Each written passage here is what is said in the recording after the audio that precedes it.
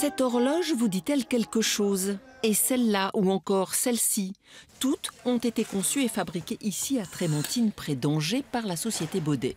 Mais pour fêter les 150 ans de la création de l'entreprise familiale, les arrière-petits-fils sont allés à Besançon chercher un horloger capable de leur dessiner une montre, hommage à leurs ancêtres qui, en plus des horloges monumentales, faisaient des montres à gousset.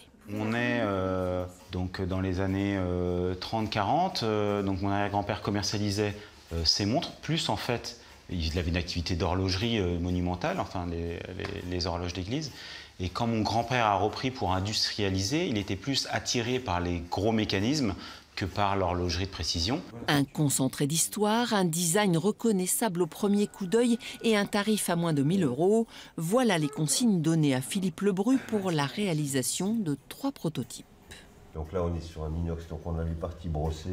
Dans cette montre, on voulait retrouver des produits emblématiques de chez Baudet. Donc Philippe est venu visiter l'entreprise, qu'il connaissait déjà de nom et puis un peu nos métiers.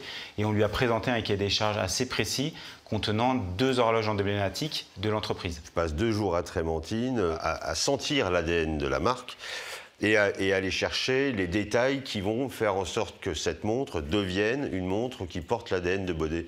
Comme par exemple des aiguilles qui sont pliées et qui vont rappeler les horloges d'édifice où on a besoin de plier les aiguilles pour qu'elles soient bien raides et bien longues.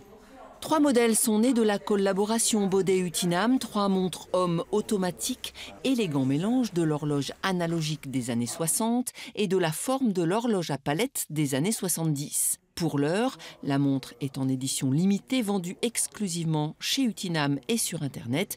Une entrée maîtrisée et pleine de sens dans l'univers très convoité de la montre Made in France.